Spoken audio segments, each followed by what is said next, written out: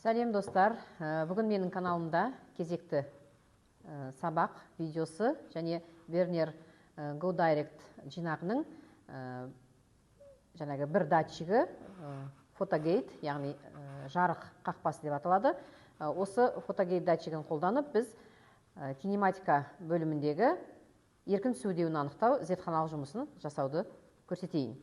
Ол үшін бізге осы датчиктер жинағынан арнайы жасалған мөлдір және мөлдір емес бөліктері бар пластик жолақ керек болады және Вернер Graphical Analysis программасы керек болады.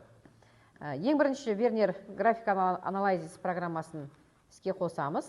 Одан кейін жаңағы GoDirect датчигін қосамыз іске.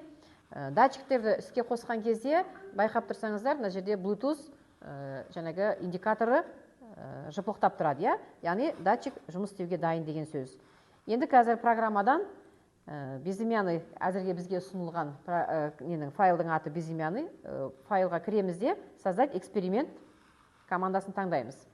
Сол кезде экранымызда мынандай Graphical Analysis программасының интерфейсінде өзгеріс пайда болады. Яғни осы жердегі біз измерение датчика деген команданы таңдаймыз. Егер біздің жаңағы қолданып тұрған ноутбук, немесе планшет, немесе ұялы телефонымыздың маңайында қандай датчиктер қазір жұмыс істеуге дайын қосылып тұрса, сол датчиктарды біздің программамыз анықтап тауып береді. Қазір біздің датчигімізді қосылғандығын байқайық. Яғни арнайы қосу батырмасы арқылы датчикті іске қосамыз. Міне Bluetooth индикаторы жыпылықтаған байқап тұрсыздар, және экранда байқасаңыздар, мына жерге осы датчиктің атауы шықты. Енді осы датчикті подключиться командасын таңдап іске қосамыз. Яғни датчикпен программаны байланыстырамыз.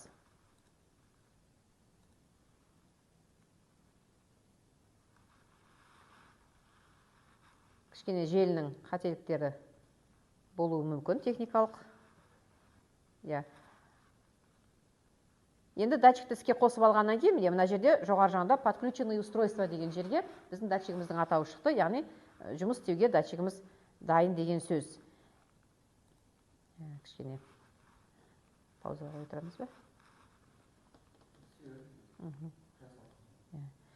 Жақсы, енді готово батырмасын басамыз да, біз датчигімізбен жұмыс істеуді бастаймыз.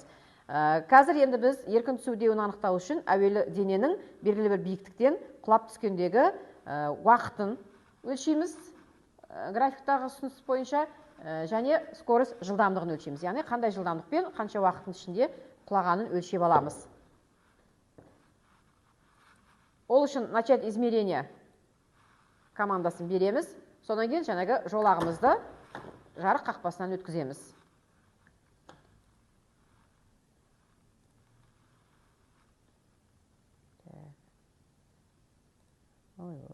Программа.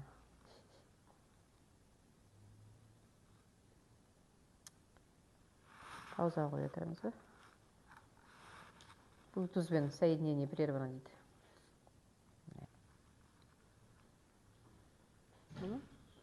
Болды ма? Айта берейін бе? Сонымен начать измерение командасын береміз де, жаңағы қақпадан, жарық қақпасынан денемізді құлатамыз. Болғаннан кейін остановить командасын таңдаймыз да, енді берілген графикті жаңағы зерттеуді бастаймыз. Енді осы графикқа біз енгізе аламыз, сондай-ақ жаңағы екі график түрінде де экранға шығара аламыз. Мысалы, онда бірінші графикта бізде жылдамдық пен уақытты берсе, екінші графикта уақыт пен және Y осіндегі қашықтықтың өзгерісін бере алады. Осы жағдай үшін қазір тәжірибені тағы бір қайталап көрсек болады.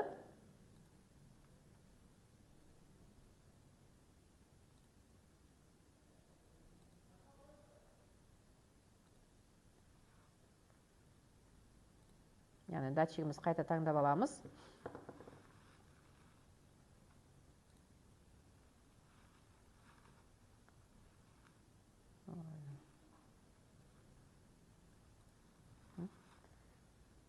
Екі график режимін таңдаймыз. Енді осы екі график режимында біз жаңағы начать измерение, яғни өлшеуді бастаймыз.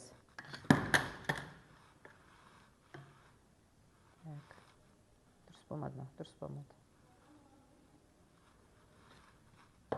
Так, қайтадан. Начать измерение командасымен өлшеуді жүргіземіз. Яғни біздің графигімізде жаңағы бір бейненің пайда болған көріп отырмыз, иә? Енді осы бейнені жаңағы ұлғайту арқылы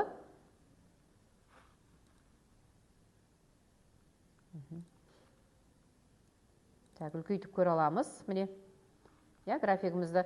Сондай-ақ осы графиктегі алынған мәндердің біз кестесінде қосымша экранға шығарып қойсақ болады. Яғни графиктің бойындағы кейбір нүктелердің, мына аралық нүктелердің мәндерін оқу мүмкін емес болған жағдайда оқушыларға осы кестеден мәндерді алуға ыңғайлы болады. Немесе графиктің бойындағы кез келген нүктеге барып біз тышқанның көмегімен басатын болсақ, онда сол жердегі жаңағы жылдамдықтың және уақыттың мәндері бірден көрініп тұратын болады. Яғни кез келген мезеттегі, кез келген уақыт моментіндегі біз жаңағы деректерді жекелей алып зерттеуге де мүмкіндігіміз бар. Енді осы кестеден және графиктан алынған мәліметтер бойынша біз жаңағы орташа жылдамдықтың орташа мәнін, уақыттың орташа мәнін тауып, сол арқылы G еркін сөйлеуінің орташа мәнін анықтау жұмыстарын, ары қарай есептеу жұмыстарын жүргізіп, қателіктерді есептеп, тағы сол сияқты зертханалық жұмысымызды соңғы нәтижесіне дейін жеткізе аламыз.